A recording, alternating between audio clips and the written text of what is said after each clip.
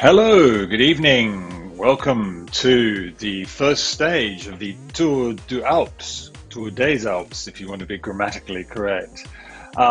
This is stage one of first of 10 stages that will be taking place over the next 2 weeks, brought to you by OTRE Racing, on roads created by the very talented Paul Nichols, and it will all be brought to you by ZMS on Esports TV.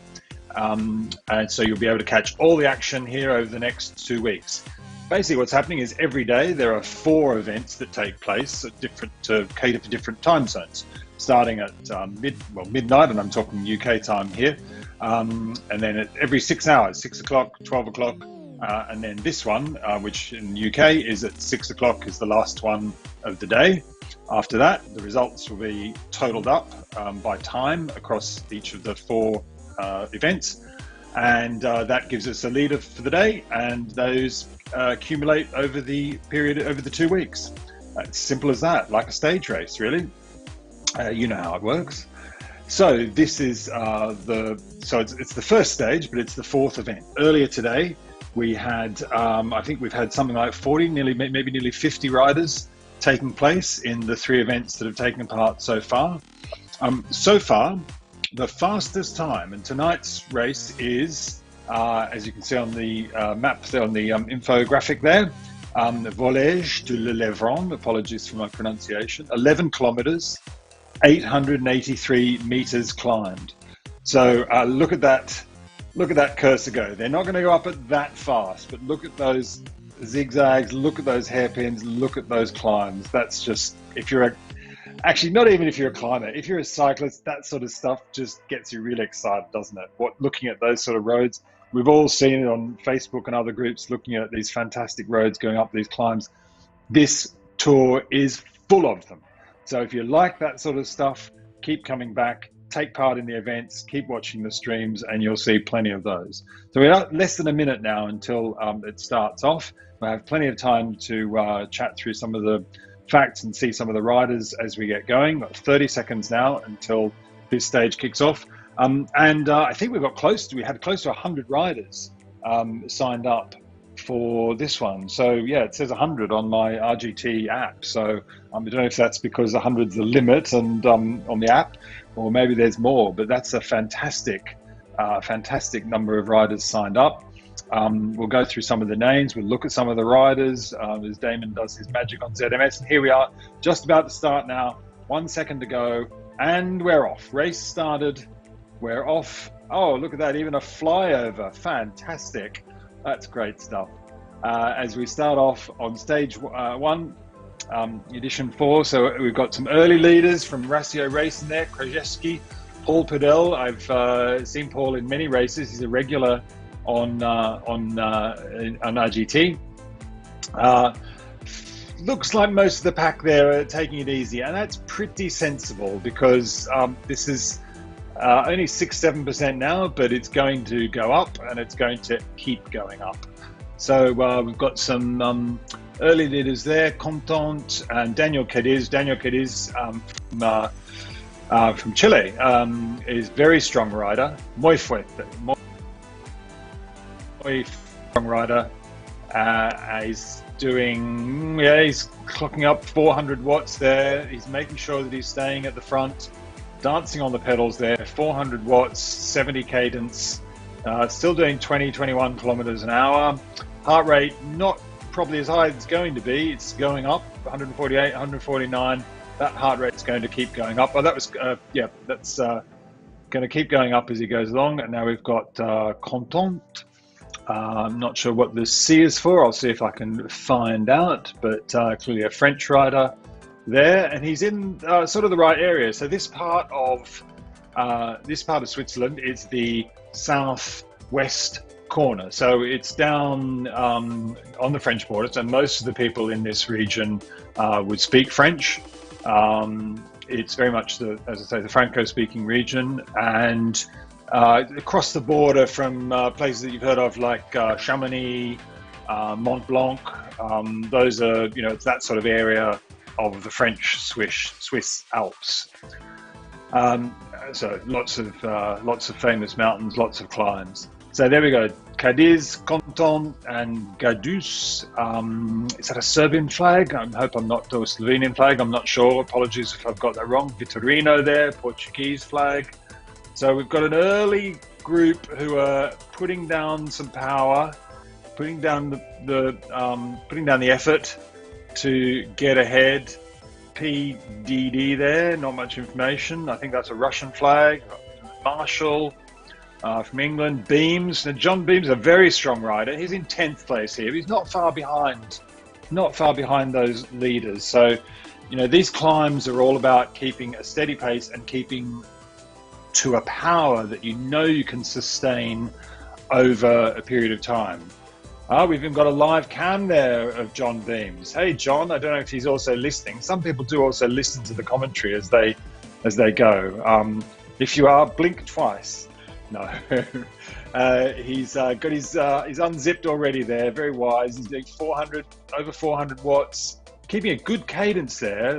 Often the tendency is to slow down on the cadence as you grind up these things, but he's keeping a nice high cadence there, keeping it spinning. Some people like to do that. So he's still doing 20 kilometers an hour, heart rate going up 160, 161. He's probably got a little bit of time there, a little bit of headroom there to keep it going up. And he's moving up now. Is he keeping up that pace? He was moving up into 5th. We've got Lopez there in 6th place from Spain. Yeah, little groups sort of starting to form. I mean, the thing on these climbs is you're really not getting a lot of draft, so other people are useful as a pace. You know, it's good if you've got someone ahead of you, you can keep them as a pace. So here we go, Pete DD. As I say, I think that's a Russian flag.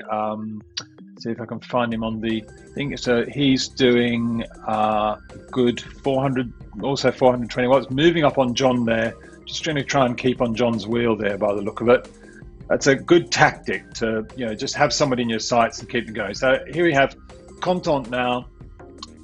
He's got a little bit of a gap over Gadus, and Cadiz, well, they've distanced Cadiz. So now we have Contant and Gadus, who are forming a little pair up the front. Gadus just a few meters behind Contant, who is in the red. It's going to be difficult to keep that going. They're 16% now on the gradient. That's tough. That is very tough. And the speed now has slowed down to 13, 14 kilometers an hour. That's probably about what they'll average. Coming up on these hairpins. So they're well into these multiple series of hairpins as they go up the climb to Le Levron. Cadiz there still has the mini sights. There's only another, was that 25 meters? Actually, yeah, it's a bit deceptive as they go onto these little flat over the hairpin. They make a lot of distance, so it's stretched out now to 50 meters. And then as they hit the hairpin and the steep slope, 22%. Oh my God, 24, 25%. Paul Nichols, what have you done to these people? I think Paul's actually riding tonight, so, you know, give him credit. He's suffering at his own hands. 25%, wow. And you know, as soon as the front riders hit that 25%, obviously the distance comes back quite a lot. But there we go. So we had Cadiz, Krajewski in 4th, Beams still in 5th with DD next to him, Lopez then in 7th, Vitorino, Marshall in 9th, and who's going to round out our top 10? Stevens from MR team. I'm not sure what the MR is. Try and find that out. Quite a few teams represented here, although not any of the big teams, I think, at the front. So Stevens, here we go. He's from Southam in the UK, aged 50, height 1.76 meters, weight 67 kilos. That's good. It's good climbing weight. If he can keep out the power, then he'll be doing a good power to weight ratio. And that is basically what it's all about going up these climbs. It's about your power to weight ratio. So he's doing about 340, 350. So at 67 kilos, that's close to 5 watts per kilo. That's, you know, if you can keep close to 5 watts per kilo, especially on the steeper bits, you're going to do pretty well. You see the difference there in cadence. You saw John Beams was up in the 90s, whereas here John Stevens is much more of a grinder. He's grinding away in the 60s. Just different people have different ways of doing it. Here we go, Lee Marshall with the English flag there. Pretty good. His heart rate's only gone up to 152. Come on, Lee. I think you might have a little bit more effort there. Hopefully he's marshalling it. Oh no, the heart rate's going up there, 150, 155. So, but he's doing a lot less watts and still managing to keep on John's wheel there, 300, 320. So that's good. But I think it's all relative. It depends on your weight, and it's all about power watts per kilo. So if Lee is doing nearly 5 watts per kilo at 350, if Lee is a bit smaller than that, doesn't weigh as much, then he can keep up because of the good watts per kilo ratio. So here we've had a bit of a change at the front now. Gadus has taken over from Contant, although they're staying together. So I wouldn't say this was a lead. This is really formed as a pair. They look like they're going to tag each other all the way up. Here's Contant coming back in ahead of Gadus, and they look like they're going to be taking this all the way up the climbs together. So this should be a good battle coming up with these two. And Contant there, PDL again, another team that I'm not aware of. I'll have to go and look some of these up before. I'm with you tomorrow night as well. So, just in case you finish tonight think I never want to listen to that man again, well, you'll have to listen to me tomorrow. Hopefully not too bad. If I ever remind you of Carlton Kirby, then you just write in and tell Damon and he'll sack me immediately. So we're going back now through the field there on the right-hand side of your screen. So a little group forming now of 3, 4, 5. So Cadiz, Krajewski and Beams have fallen in together. Can't quite see whether, was it DD was just behind? No, Vettorino. So DD has fallen off that group. He put in quite an effort to keep up to Beams, but obviously it was too much. And that is always the danger, that you put in too much effort and you can't keep it going. The good climbers are the ones who know that they can keep going and keep this pace. So Beams now working his way up. That's really good going. Working his way up through the field. He's put in a little bit of an effort there, it looks like, to try and drop Cadiz and to drop Krajewski, get a bit of a gap. That was a little bit of, as they hit this next hairpin, I think that was a bit of a flat. He was just powering away there, so the cadence went up. But of course, as we saw when we saw his graphic, Beams does like a high cadence, so his avatar will spin faster than some of the others. So now that group is reformed. He didn't manage to get a gap. Cadiz now, a little bit of red there, going ahead, dancing on the pedals there, get out of the saddle. He's pushing ahead, but it looks again like this group might stay together for a while. These are all very strong riders. Cadiz, I know from many races, has done a few of track events, TNT events that I used to do. Beams also, I think relatively recent. I think he did his first race as a TNT not that long ago. So he's a new arrival to RGT, but very welcome and a very strong rider. So Daniel there, just getting now around 300, I guess, as an average. Not sure why his cadence isn't showing. Obviously not getting any data on his cadence, but I'm sure he is pedaling. So he's doing, what's that? Yeah, 5, it's varying, but 4 or 5 watts per kilo. And they both seem to now have put a little bit of a gap now into Krajewski. So we've got 2 groups, if Gadus and Contant are still together, as they are. There we go, coming into screen now. So Contant and Gadus now together, staying together, and they've got quite a gap now back to another pair behind them, which is Cadiz and Beams, and it looks like they're going to take it ahead. So we've got 7.2 kilometers. So they've covered 4 kilometers, or nearly 4 kilometers, 3.8 kilometers already. They've climbed 288 meters. So they're a bit over a third of the way through the, well, they're a bit over a third of the way all up, third of the way through the climbing. Thank you, Damon has put the graphic up there. That's Francois. Sorry, that's GoMR. Sorry, Francois, that's come on Facebook. Thank you, Francois. GoMR Moon Riders. That's, of course, I've seen Moon Riders on the Facebook pages, lots of good riders there. Francois, also a very good rider. So yeah, go Moon Riders. That's the MR for John Stevens there that we saw earlier on. Thank you for filling me in on that one, Francois. And hello to everyone watching. And Keith Atchison also filling me in. PDL Peddlers. Okay, Keith, I know rode in one of the earlier events. Keith, I don't think you were riding, correct me if I'm wrong, Keith, but I think Keith was riding with OTR, who of course are putting on this event. Henrik Mard, Peddlers. So, okay, so while we get to that, so Henrik did a very good time. Henrik and Keith were in the same race earlier on today. At one time, Henrik was sitting atop the leaderboard. He did a time of 40 minutes and 57 seconds. For this stage, for this event, and Keith was not far behind him on 43:20. And then later on in that day, we had in the 12 o'clock ride, we had Kasper Hedemam from the Danish group ECKD, and he did a fantastic time of 36:43.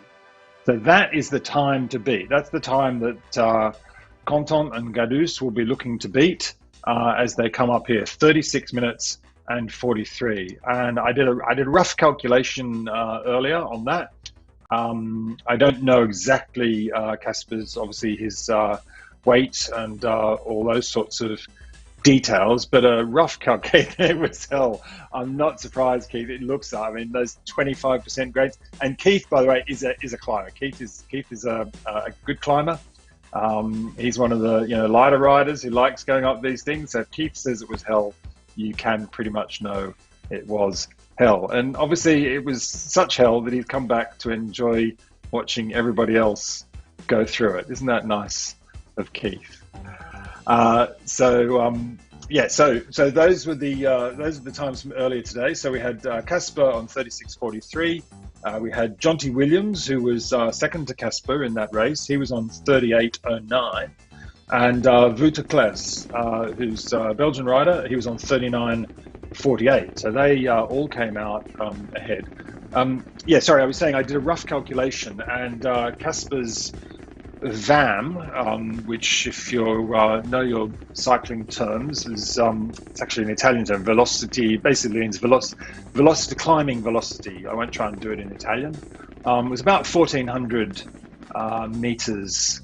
VAM of 1,400 meters. I think it's per hour. That's pretty good. I mean, 1,400 is a very good time. You're going to be up the top if you're climbing at a VAM of 1,400. So now we're back with John here, who has very, very steadily worked his way up. He's staying with Daniel. They look like they're going to keep together. John now settling in, if that's the word, to a sort of high mid 300s, 340, 350, keeping that good cadence up. That's fantastic cadence to keep going. That's great climbing cadence of John there for peddlers. And here we go, Krajewski from Ratio Racing. I know that one. He's dropped off this little pair back into 5th place, so he's on his own there in the top 5. So Contant now has he got a tiny gap, not much, and you could certainly close that in a fairly short space of time to Gadus, and Gadus looks like he's trying to close that gap as well. So he's not going to let Contant get away. He's going to keep hold of him. Going to keep on his wheel as we come up this climb. We're now 5.6, so just over halfway. So halfway, yep. Oh, no, sorry. Why am I getting this all wrong? They've done 5.4. Sorry, that's remaining. So 5.4 done, 5.6 remaining. So we're nearly halfway, and we're halfway, pretty much halfway on the climbing. So, you've only got all the pain that you've had so far, and you've just got to do it all again. Simple as that. I mean, sometimes when you're doing these, any rides really, whether it's a long distance ride or whether it's a climb, a lot of it is about your mental approach. Sometimes a lot of riders like to sort of try and not trick themselves is the wrong word, but you set yourselves little goals. You say something like, okay, I'm halfway, I've done this, I know I've done this half, I can do this again, or I can keep doing it. You have to set yourself little targets to keep going. So we're now going a little bit back through the field, picking some of the riders out. So we've got Jim Ogilvie here. M stands for Masters. That's because he is aged 51. He's one of the OTR riders in the OTR kit there. He's from Kent in the UK. 178 centimeters and 73 kilograms. And of course, James. Yes, of course. What am I saying? James is the founder of OTR. I've been chatting with James. So James is the founder of OTR e-racing. So this is his event, and he's suffering through it himself. James and Paul have been working together to put on lots of great OTR events. So it was the gym that confused me, because I messaged with James on Facebook, and it's James. So I saw Jim and didn't really put two and two together. There you go. So yeah, Jim, founder of OTR, puts on some fantastic events. So this is one of the series that James has put on. There's another series running at the moment called King of the Castle on Sunday afternoons. I think we've got another week of that to go. And I'll mention that's going to be replaced by another series which I'm going to be involved in. Some of you know I have been doing TNT track racing on Tuesday nights, but we've decided to give that a rest for a little while. Here we go, Paul Pudell, as we're going back through the through some of the riders. Paul Pudell also riding for OTR. So I'm working with James and Paul, and we're going to take over that Sunday slot once King of the Castle is finished. Here you go, Paul from Offenburg in Germany, 1.676 meters and 76 kilograms. Paul and I, when we're in events together, I've done quite a few races where Paul is in, we tend to be sort of around the same spot in the field. So judging by the fact that Paul is here in 29th, I figure if I was doing this, I'd be somewhere around the same spot. We seem to be fairly similar. So here we go, Pete Proctor here from WLC. Again, maybe somebody can help me with what that one is. And easing off the power there seems to be, I don't know whether that was perhaps a problem or some sort of issue. We went down to like 100 watts, 100 watts there. And got overtaken by one of the other riders. Maybe just feeling the effort, and that's quite understandable. Here we go, Guinaldo, Evan Oystensen from Team 3R. I've been riding with Evan in some of the Magic Roads team time trial events that take place that Mike Lister puts on. I've been freelancing in the 3R team with Evan and Tim Cook, Rob Miller, and some of the other 3R riders. Here we go, R Perks, nicely in the red there. So that's indicating a pretty strong effort. John Bothway, how's it going, John? John, as many of you, I'm sure most of you know, is one of the RGT staff. He is the man who answers a lot of our questions and deals with us on Facebook and calms everything down and helps us when we need things. So great to see John. I know he does a lot of the events. Great to see John out here and riding. And he's in 35th, coming along nicely.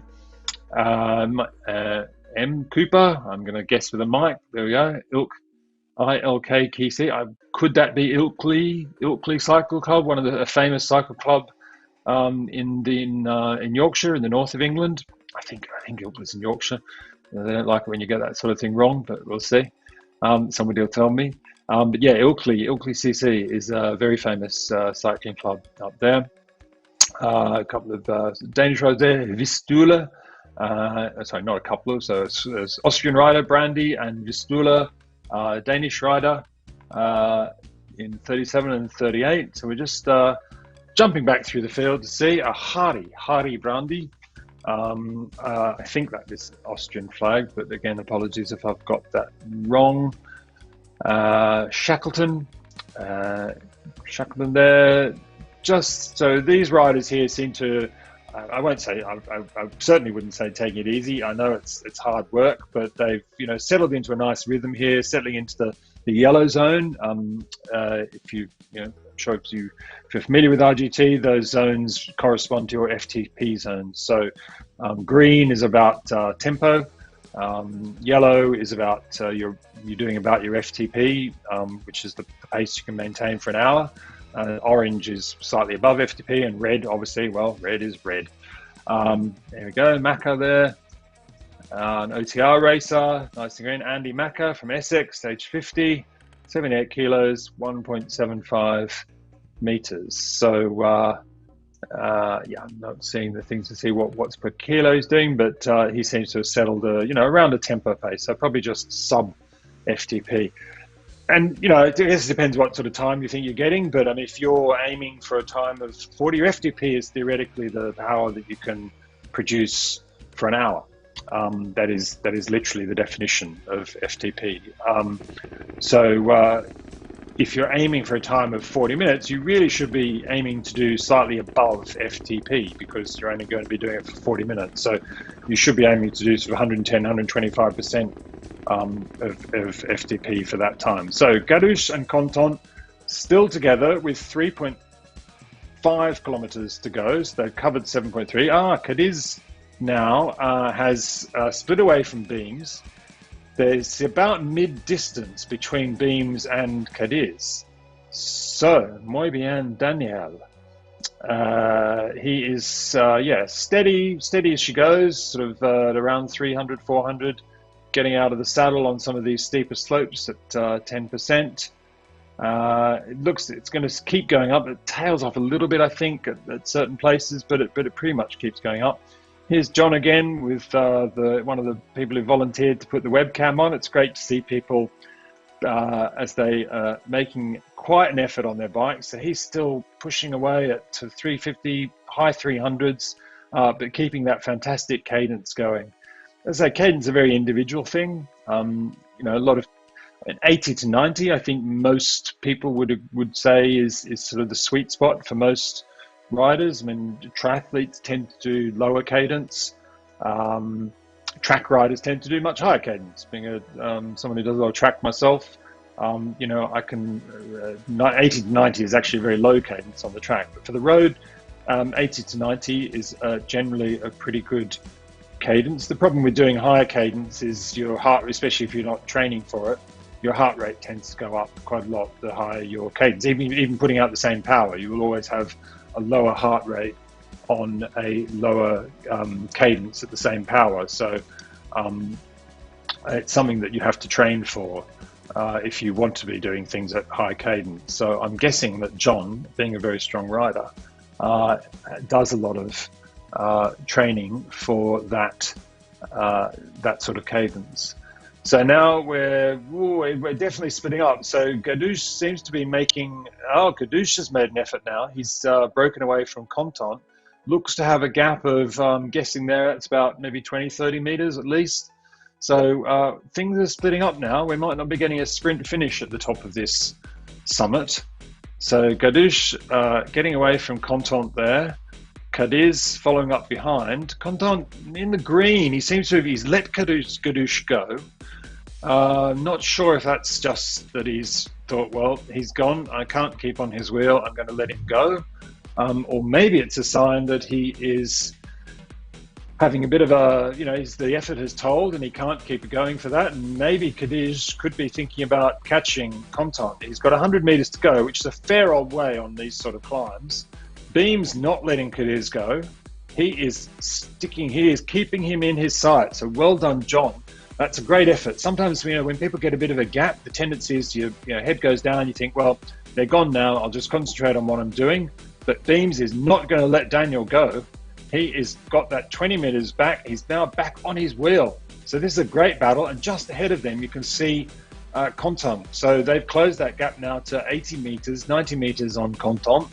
Maybe with the two of them together, I think we've got a little bit of a bump coming up, a steep section. And then a little bit of a flat. So if they can put in an effort up this coming rise, the gap will drop dramatically, and then they'll have a little bit of a flat. The question is, do you still have enough on the flat to be able to put in an effort? Because that's where you'll make up more ground on the climbs, but you don't want to ease off when you get on the flats. So Paul Nichols there. So Paul is the man behind this and many other fantastic magic roads. Paul has put all these magic roads together. He's put together the magic roads for the series that I mentioned before that will be taking over the Sunday afternoon slot. It's going to be based around routes in Dubai. It's going to have a sort of a mix. It's actually a sort of very personal one, really. It's because I used to live out in Dubai and Abu Dhabi, so I know a lot of the roads out there. So Paul has done a great job of putting together some of the roads from my old Strava rides and also some other suggestions that I've given him. Paul's down in Sussex. I think he's near Brighton. I certainly know a lot of his events are on the south coast. He's done a great job. So it's going to be a mix of sort of some of the fantastic Dubai roads, which I had to say, Dubai is a fantastic place for cycling. If you're ever tempted for a Northern Hemisphere winter cycling holiday, I know a lot of people go to Spain and so on, but Dubai is actually a really good place for riding. There's lots of great riding out there. So content now, as we head back to the front, he's hit that little flat. So it's a descent. So very short, but it was a brief descent. And now he's back on the slopes. So there wasn't much respite, but enough to, get your legs back. It's enough for you to get a bit of a breather, to relax your legs a little bit if you're on a climb, and keep it going there. So so as I say, the Dubai tour, not Dubai tour, we're calling it Dubai Adventures, because it's not really a tour. It's different types of riding. It'll have a little bit of obviously it's got a Dubai theme, but it'll also have a little bit of a track theme. So there's going to be a mix of road races. There's going to be some elimination races in track style. There's going to be some time trials, including one around a course based on the Palm Jumeirah, which I'm sure you've all seen. That man-made island in the shape of the palm, and a couple of really good hill climbs. One called Jebel Hafit, which I've done many times, which is often featured on driving roads. It's the Middle East's answer to Alpe d'Huez, with something like, I think it's 12 or 14 hairpins going up. Fantastic road going up the mountain, and another one called Jebel Jais, which is an amazing climb that is 19 kilometers long at an absolutely constant 6%. Never changes. It's a fantastic feat of engineering. Even on the hairpins, it doesn't change. So look out for those on Sunday afternoons once King of the Castle stops. So go Christoph. So Nick has helped me there. So Chris, the C is presuming content. I've been looking through the RGTDB to try and find his first name because it's listed there, but I for the life of me can't find it there. So Christoph Conton, thank you, Nick, for filling me in on that. So yeah, go Christoph. The last ramp is a killer. Oh my God. Well, thanks for that, Keith. Spoiler alert. Oh, okay. I mean, they've already had 20 to 25%, and now Keith is telling us that the last one is a killer. Well, that's going to be something when we get to that. So stay tuned, because I've got one. So Gadouche here has got 1.7 kilometers to go before he gets to that last stop. Allez le Française. Yeah, I know. Keith, I know, he lives in, I think he's in Spain, but I think might also spend a bit of time in France. Apologies if I've got that wrong, Keith, but I'm sure Keith is able to cheer people on in French, Spanish, and English as he chooses. So, as I thought now, Cadiz has been caught by Conton. Oh, sorry, Cadiz. Sorry, what am I saying? Cadiz has actually come up. So Conton, as I thought, Conton, once he lost the wheel of Gadouche, eased off. We saw him last time. We saw him. He was in the green, so that indicated he'd eased off the power a lot. And I was wondering whether it was just that he'd temporarily decided to let Gadouche go, or whether it was that he was actually suffering. And I think it could be that he is suffering a bit. He's suffering for the efforts he's made so far, and he's been caught now by Cadiz and Beams, who've made up that gap, which when we saw it before was 80 to 100 meters. So the chase, 20 seconds they've got to Gadouche, The chase is 20 seconds behind him, so it's 160 meters.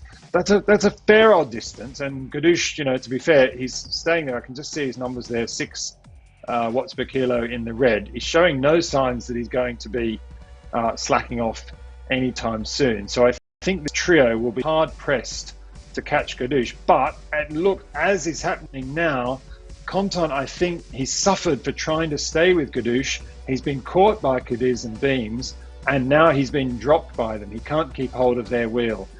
As I said right at the beginning, these hill climbs are very much about maintaining a power and being able to keep that power the whole way up. And both Beams and Cadiz, good examples of that. Beams, I think in particular, when we first saw him, we come into the final. When we first saw Beams, he was in, I think, lower, was he 10th or 11th place?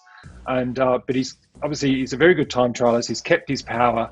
He's maintained that all the way up and has worked his way through the field. So Gadouche now is in the final kilometre. He's got 900 metres to go. These guys are just going under the 1 kilometre to go barrier, the Flamme Rouge, signalling 1 kilometre to go. Conton now behind them. He's about 40 metres behind Cadiz and Beams.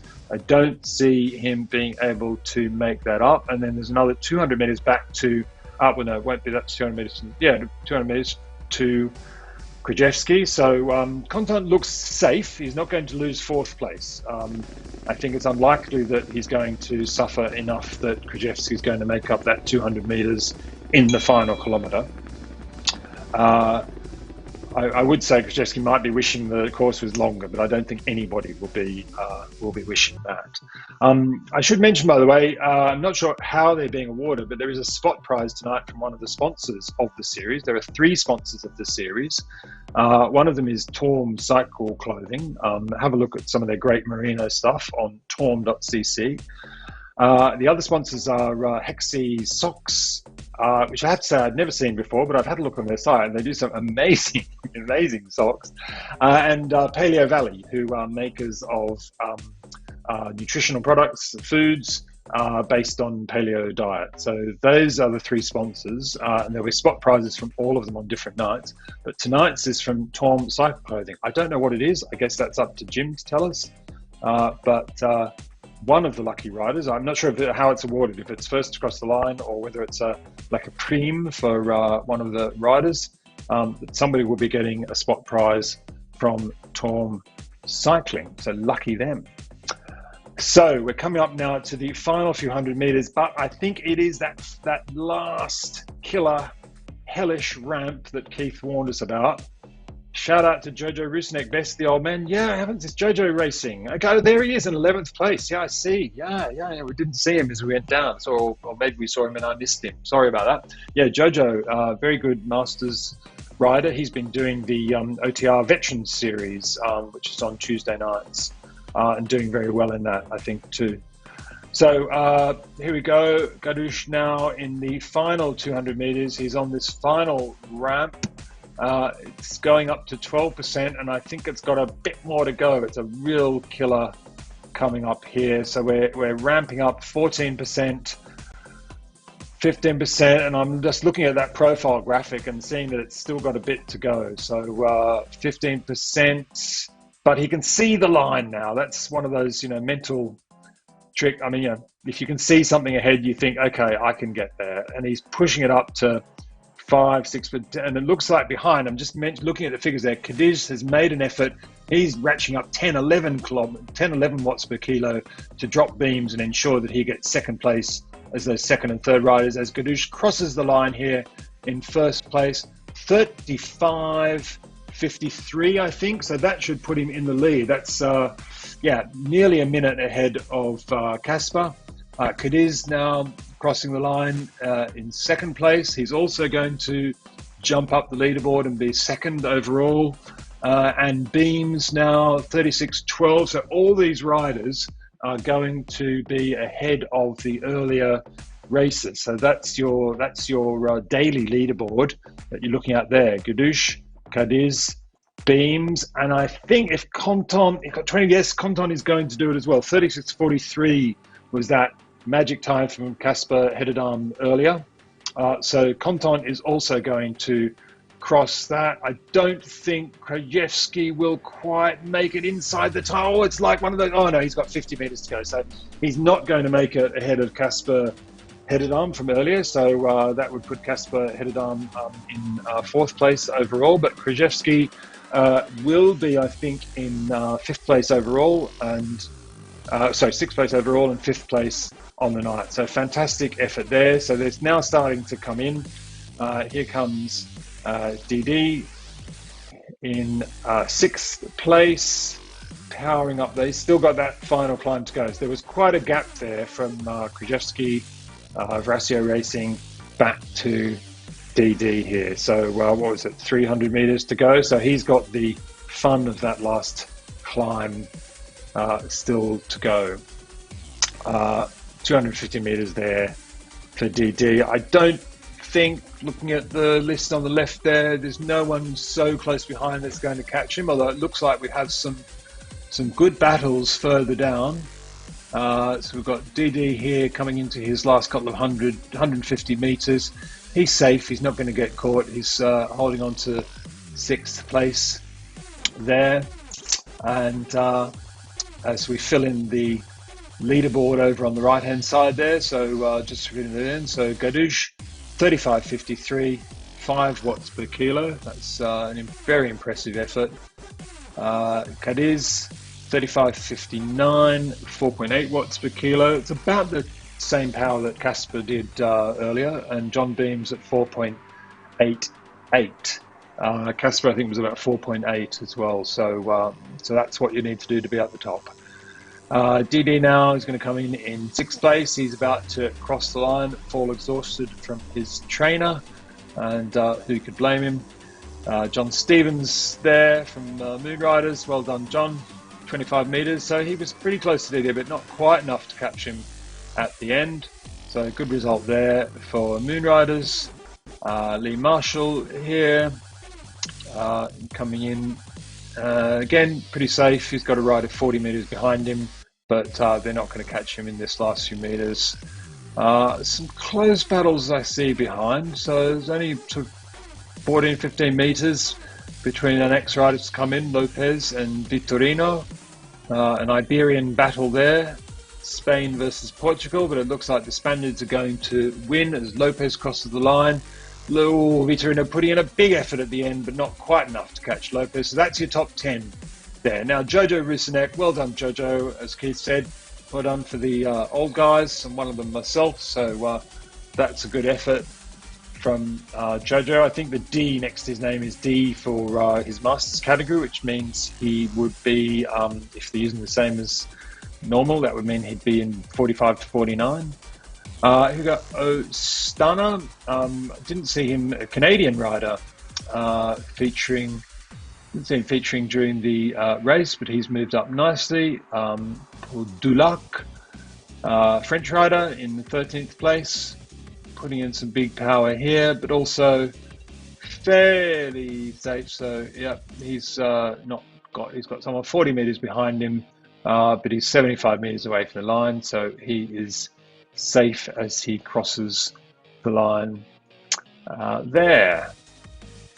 And hopefully we'll see, I think we've got quite some gaps. Hopefully we're going to see some battles. Everyone needs to fight for their place and for their time. It will add up over the whole series. And even if you're not at the top of these series, what often happens is, people take part over sorry, the screen's a bit small. I need to make it bigger so I can see some of these names as we get, Ra, that was. And Marla here coming in 15th spot. What was I saying? So what happens? So we won't stay for everybody because we've got more than 100 riders, and I think some of the earlier times were coming up to over a minute, over an hour 20. So we're apologies to the later riders, but we'll just wait for a few more riders to come in, and then we'll wrap up. Maybe we'll fill out that top 20. How about that? We'll wait for the top 20 to come in, and then we'll start wrapping up. And of course, we'll be able to, if you check on RGTDB and the or the OTR Facebook page, James will be updating the race results with all 4 races, putting together times and putting a combined leaderboard together so that everybody can see where they finished in the day's races ahead of tomorrow. We'll look at tomorrow's map as we wrap up after these 20 riders. We get the next first 20 riders coming in. So yeah, as we're saying, over the course of a series, it doesn't matter if you're 15th or 20th or 30th or 40th.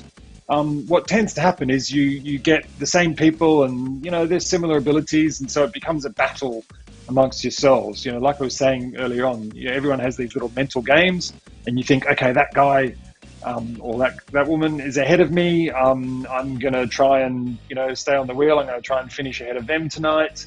I'm fighting for my place. It's not all about fighting for the top podium spots. You get these little micro battles that evolve. That's the great thing about a series or a league. These little battles evolve, and people start to race amongst their peers, amongst the people who are around them in the races. And that becomes a source of interest for them. I'm sure if you stay with watching these events over the next few weeks, or you're doing them as well, you'll see those battles unfold as we go through. So now we're coming to 19th. Le Polk, Swiss rider there, home finish. Should be getting a big cheer from the crowd as he crosses the line. I'm pretty sure that I didn't see any other Swiss flags. So well done, first home rider to cross the line. And here we go with Isidore in the Italian flag, who is going to cross in 20th place. And we'll just update that board and then we'll head off. We've got a few more coming in. A big shout out there to Mike Murray, a friend of mine who I've also done some team time trials with. And so, yeah, he's going to be crossing the line soon. And here we go. Okay, we'll stay for James because it is his race after all. So 21st place, James Ogilvy crossing the line there, flying his Scottish banner proudly. Oh, give me a wave. Thank you, James. Well done. Great racing. I'm sure everybody's, well, they're not cursing you, they're probably cursing Paul, but great series, and I'm sure it will be a great series as we go over these races and all the other events. So that's our top 20. And I think we're going to wait for the names to come up on the board. A little bit of a delay there, but we'll start thinking about tomorrow's race. So as I said, this is a series of 10 races. There we go. There's our top 20 there. So top is again Ivan Gadush, 35.53, and he will go to the top of the daily leaderboard, all the way down to 20th place, which is 43.58. So still a very good time. Séverine Lepoc. So that, I think Séverine is a female name in French. So that might be one of our top female riders. I did see some earlier riders. Saw Barbara Herrera earlier. So I'm not sure if we have different categories. That's something I'll also check, and we'll bring you that tomorrow. So that's our top 20 as riders continue to come across the line. Shout out to all the moon riders. Yep, absolutely. Well done all the moon riders. Well done all the peddlers. Well done all the OTR riders. Well done all the Ratio riders. All the teams, all the groups, and all the individual riders who are riding in these events. It's great to see so many teams. It's great to see so many new names that are coming in. These sort of series bring in a lot of people to RGT, which, as we all know, is a fantastic platform, and we all want to do as much as we can to support it and get people to love it as much as we all do. So we'll wrap up now. So tomorrow, yeah, there we go. Tomorrow's race, Saxon to Avranches. So we head north, we cross the Rhone River, we go up another of those fantastic zigzag climbs. You won't be surprised to learn that it's more climbing. In fact, it's a lot more climbing. Today was 883 meters total climbing. Tomorrow 1,842 meters. It's an average grade of 7%. I think it looks like there's going to be a lot more steady riding as we go up. So I'm sure there's some steep slopes in those zigzags as we get there, but a bit more. Sorry, I'm telling you, cumulative climb. So that 1,842 is the two days. Tomorrow is 959 meters climbing in the actual stage. So getting my meters mixed up there. So tomorrow 959 meters. It's a bit longer. Tonight was just over 11 kilometers. Tomorrow is 16.6 kilometers. So in some ways it might be a little bit easier. It's a longer race, and it's a bit more climbing, but maybe at a slightly steadier pace. So we'll see whether some of the someone like John Beams, who can keep out a steady power, should do well tomorrow. We'll see if some of the more sort of TT steady riders can get something over the lighter riders. I'm not entirely sure. There's still a lot of climbing, but we'll see how they go. So we head north up into the Bernese Alps.